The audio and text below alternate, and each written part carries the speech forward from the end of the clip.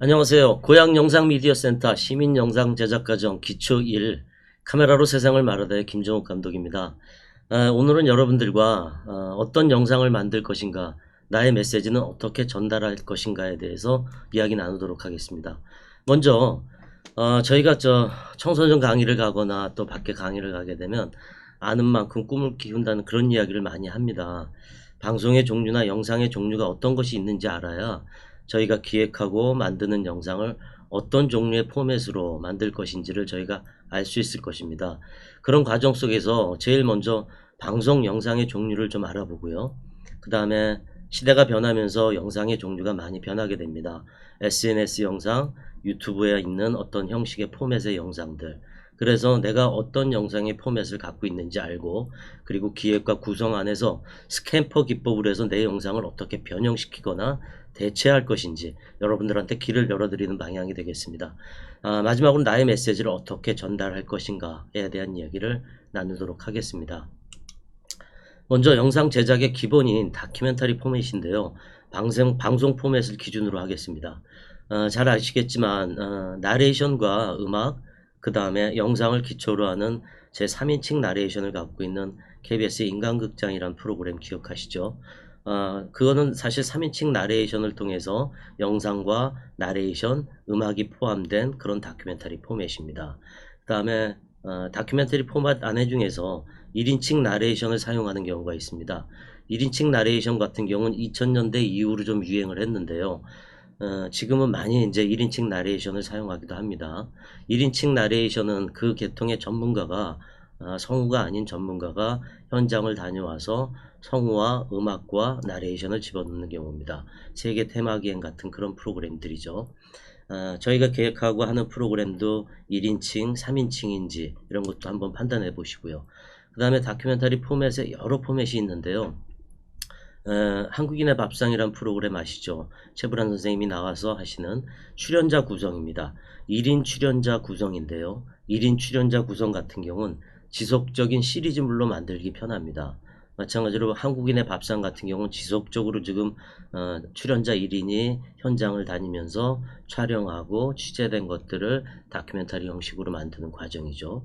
또 하나의 2인 이상의 포맷이 있습니다. 생생정보통 이라고 하는 프로그램입니다. 이건 스튜디오 구성과 그 다음에 ENG 구성입니다. ENG는 일렉트릭 뉴스 게더링이라는 그런 밖에 나가서 촬영하는 거를 ENG라고 지금 말씀드리겠습니다. 2인 이상의 포맷으로서 1인 이상과 2인 이상의 집단 포맷은 좀 다른 구성을 갖게 됩니다.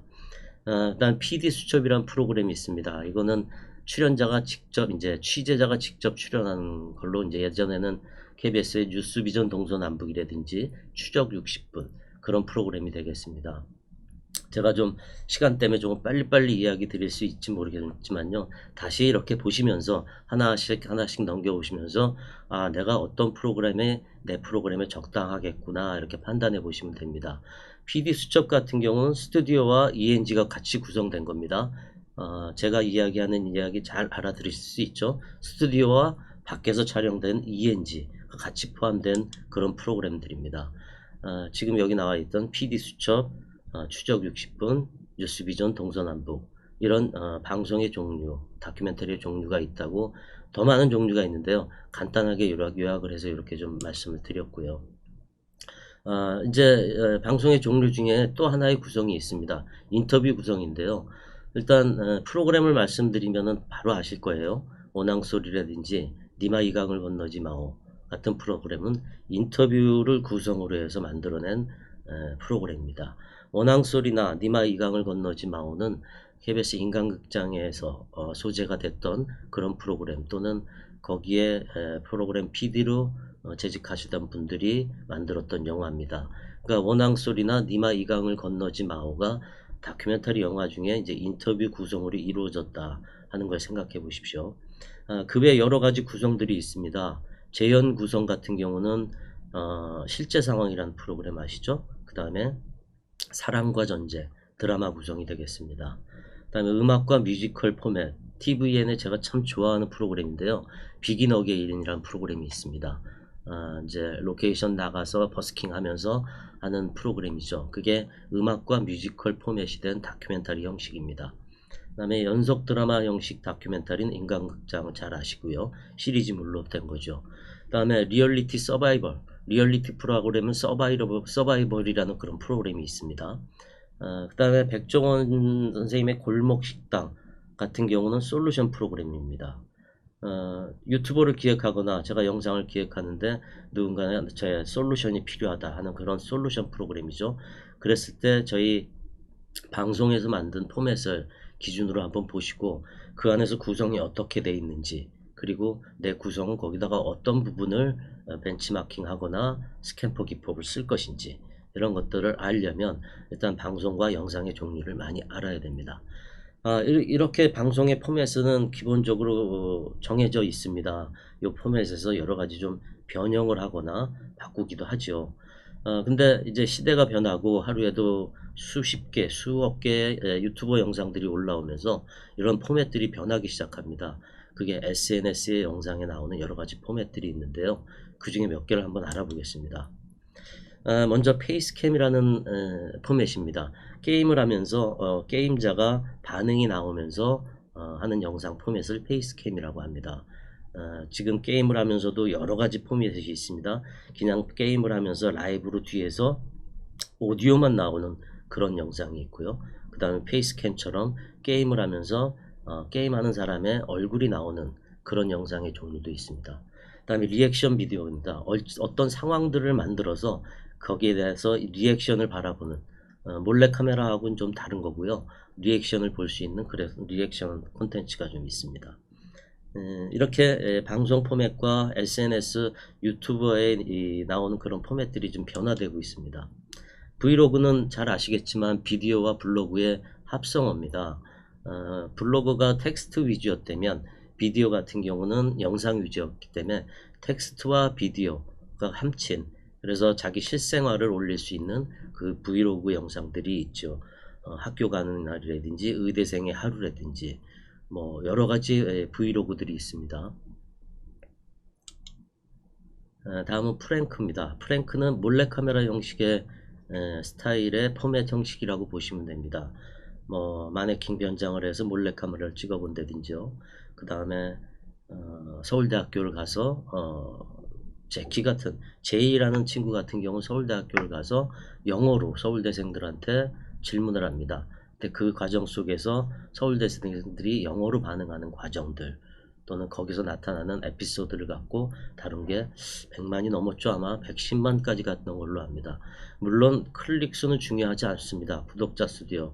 얼마나 그 영상이 우리한테 어떤 재미보다는 의미를 남기고 또 분별력 있고 좋지 않은 컨텐츠가 있을 수도 있고 좋은 컨텐츠가 있을 수도 있는데요. 제가 이렇게 말씀드리는 것 중에서도 좋지 않은 컨텐츠도 있습니다. 물론 좋은 컨텐츠도 있고요. 그래서 프랭크라는 그런 종류의 영상의 종류가 있다는 것만 알고 계시면 됩니다. 다음은 BJ죠. 브로드캐스팅 자키라고 해서 대도서관이라든지 게임을 통해서 자기가 비디오 자키처럼 방송 자키가 되는 겁니다. 이것도 마찬가지로 뭐 게임을 하는 초등학생들 인기가 어마어마하죠. 이런 종류의 영상들이 방송에서 없었던 포맷들이 생겨나고 있고 또 실제로 자리를 잡아갔습니다. 먹방 잘 아시죠? 유튜버에서는, 우리나라에서는 이 먹방이 엄청 유행하는데요. 이게 문화적인 특징도 있다고 합니다. 제가 알기로는 우리나라 같은 경우는 예전에 60년대, 70년대 같은 경우는 사실 먹을 게 없어서 보릿고개도 있었고요. 먹는 거에 대해서 우리가 저희 세대, 저희 부모 세대도 그랬습니다. 먹고 살기 위해서 일했거든요. 근데 시간이 지나면서 유튜브 시대가 오면서 먹고 사는 거에 대한 것보다는 생활의 즐거움, 자기만의 생활을 더 소중히 하다 보니까 이 먹는 거에 대한 우리 어떤 페이소스라 그럴까요? 아니면 그런 갈증들이 우리한테는 많이 있었다고 합니다. 저희 보릿고개 시절이나. 그래서 외국에는 이런 먹방이라는 콘텐츠가 없다고 하더라고요. 우리 같이 많지는 않다고 하더라고요. 우리가 먹방이 이렇게 유명한 건 우리 과거를 보면 현재를 알고 현재를 보면 미래를 알 수 있듯이 지금의 현재는 저희 과거에서 나타나는 거거든요. 이런 콘텐츠들 모든 것들이 저희 과거에 시대적인 영향을 받았다고 생각합니다. 이건 물론 제 개인적인 소견입니다. 그래서 먹방이 왜 우리나라에서 이렇게 유행했을까 하고 검토를 하고 이렇게 자료를 찾아보니까 60년대, 70년대 우리는 너무 먹는 거에 굶주려 있었고 먹기 위해 살았었고 그게 우리나라의 하나의 문화로 자리 잡고 있지 않았었느냐 그렇게 생각을 해봅니다. 그리고 중계 방송이 있습니다. 감스트가 이제 MBC에 나와서 축구 중계도 공중파 방송도 했죠. 물론 SNS 종류의 방송하고 공중파 방송하고 이렇게 잘 조화가 되질 못해서 중간에 이제 계속 이어서 공중파 방송을 하지 않고 있습니다. 감스트라든지 지금은 김병지 씨, 골키퍼 김병지 씨가 하는 중계 방송들. 지금 세대들은 이 사실은 유튜브를 더 많이 보니까 중계 방송을 감스트라든지 김병지 씨의 중계 방송을 더 많이 본다고 하더라고요. 그 다음에 이제 몽타주라는 게 있는데요. 익스트림 악기 등을 연주하고 화려한 영상들을 몽타주라고 합니다. 그 다음에 플레이 영상이 있습니다. 게임에서 하는 영상인데요. 서두에 말씀드린 대로 게임을 하면서 편집 없이 코멘트를 남긴다. 게이머가. 그래서 그 안에서는 청소년들, 우리 부모가 듣기 어려운 이야기들이죠. 막 욕을 하기도 하고 게임 안에서 나오는 뭐 여러 가지 이야기들, 롤에서 나오는 유승용, 김우치라든지 게임에서 나오는 학생들이 얘기할 수 있는 그런 전문 용어들, 우리가 듣기에는 좀 거북한 용어들이 플레이 그 포맷에서는 좀 많이 나온다고 그럽니다. 이렇게 해서 방송과 그 다음에 SNS, 그 다음에 유튜브 영상의 좀 기본 포맷들을 좀 알아봤습니다. 여기에는 좋은 컨텐츠도 있고 좋지 않은 컨텐츠가 있습니다. 좋은 컨텐츠와 좋지 않은 컨텐츠를 분별할 수 있는 분별력은 무엇일까요? 무조건 부모는 학생들한테 야 이거는 중계방송이 욕하니까 좋지 않아, 또는 이건 내가 안 좋은 것 같아, 이렇게 하기보다는 프로그램 안에는 기획 의도가 있고 주제가 있고 소재가 있고 메시지가 있습니다. 그랬을 때 우리 학생들이 중계방을 보든 게임 플레이 영상을 볼 때 그 안에서 욕을 나오는 걸 단순히 욕이라고 생각하지 마시고 그들만의 소통 방법일 수도 있는데 이 안에 주제가 있느냐 또는 기획 의도가 있느니, 아빠가 요번에 배웠는데 엄마가 요번에 배워봤는데 프로그램 안에는 이런 기본 뼈대가 되더라. 근데 여기에 주제가 뭐니? 이게 과연 가짜 뉴스인지 분별력이 있게끔 하려면 부모가 알아야 됩니다. 그게 기획과 구성에서의 정말 중요한 요소들입니다. 앞에 보여드렸듯이 여러 가지 영상 종류가 있는데요. 좋고 나쁨을 알려고 하면 저희가 종류를 일단 많이 알아야 되고요. 그리고 그 영상 안에 주제가 있는지 소재가 있는지 타겟이 있는지 그 다음에 여기서 어필하려는 포인트가 뭔지를 알고 청소년들과 대화를 하시면 훨씬 더 청소년들이 이해하기 좋을 것입니다. 저희가 소와 같이, 또는 소라고 표현하긴 뭐하지만 소와 같이 일을 하려고 하는데 소기의 경읽기라는 말 아시죠? 소와 같이 일을 하는데 제가 한문으로 그 소하고 이야기를 하면 되지 않죠. 청소년 대화로 이야기를 해야 됩니다. 그러려면 지금 유튜브에 있는 이런 종류의 영상들도 어른들이 알아야 됩니다. 그래서 청소년들과 이야기하는데 좋은 이야기가 될 수 있고 소통이 될 수 있을 거라 판단합니다. 자, 그러면 이 많은 포맷들, 제일 먼저 알아본 포맷들이 방송 종류 중에서 스튜디오 포맷도 있을 것이고요. 여러 포맷이 있는데 저희는 본립도생, 기본을 다지는 다큐멘터리에 대해서 이야기를 하고 있습니다.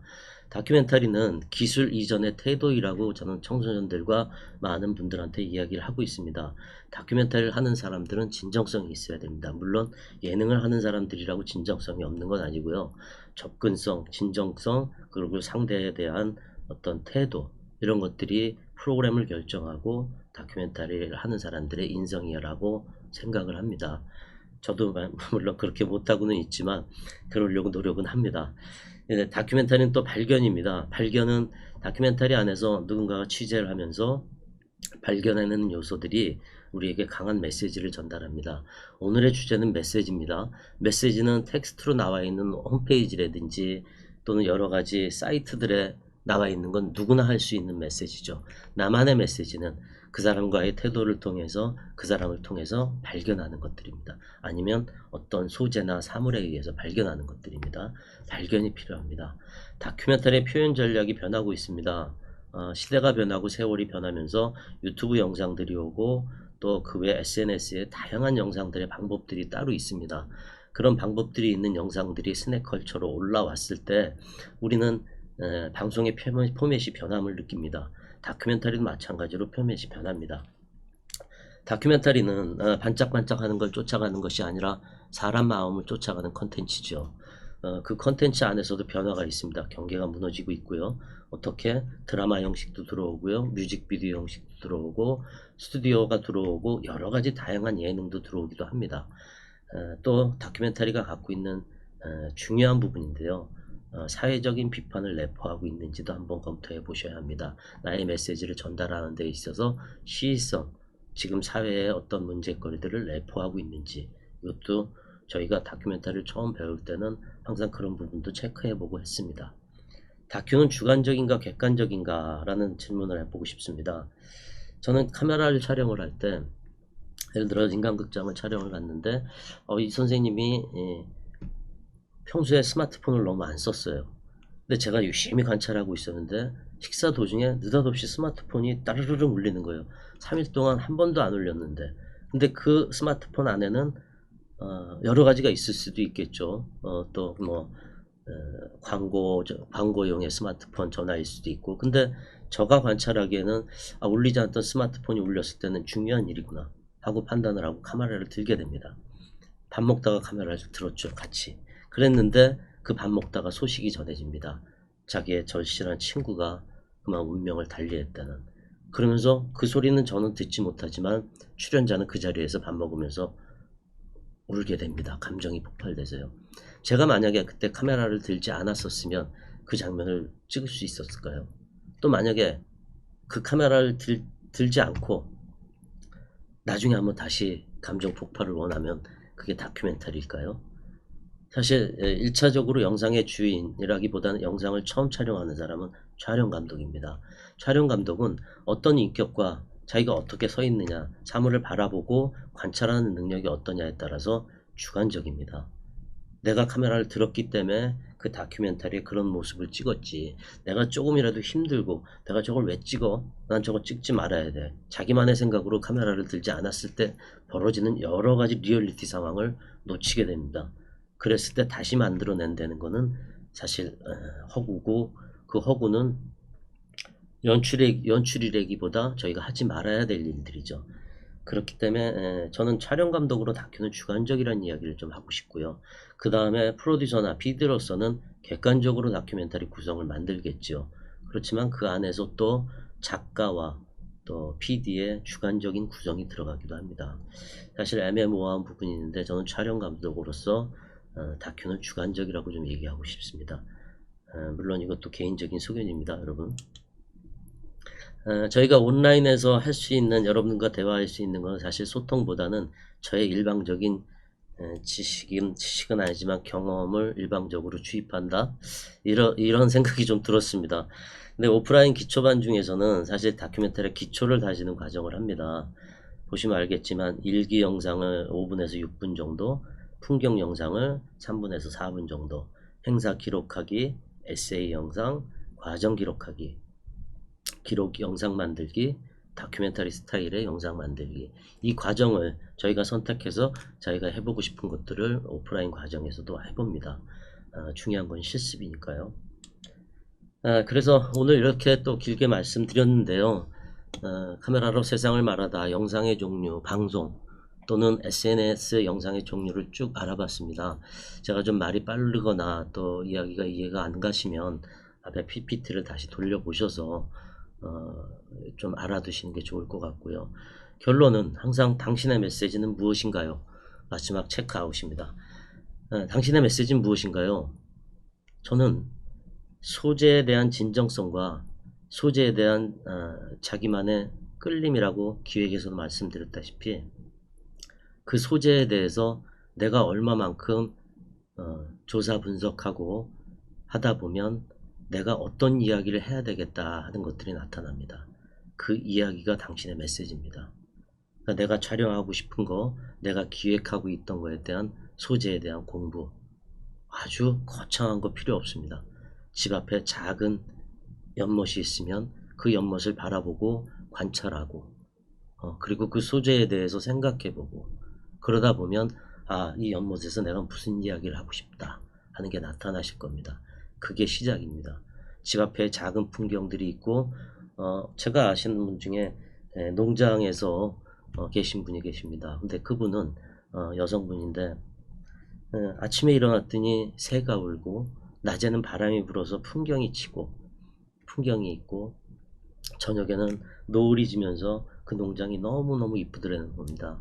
그래서 카메라에 카자도 몰랐는데 카메라를 시작하셨어요. 작년서부터.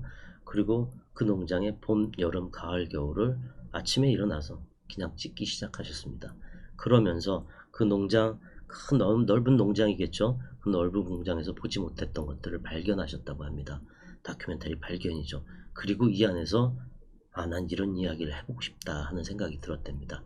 1년 정도 걸려서요. 물론 그 안에 짧게 스낵컬처의 작은 영상들을 만들 수 있죠. 당신의 메시지는 곧 소재에 대한 탐구, 그리고 거기서 내가 무엇을 이야기할 것인가. 큰 거 말하지 마시고요. 작은 거 3분짜리, 5분짜리 한번 만들어 보십시오. 자, 오늘은 방송 영상의 종류와 그 다음에 SNS 영상의 종류, 그 다음에 나는 어떤 메시지를, 당신의 메시지는 무엇인가에 대해서 알아봤습니다. 감사합니다.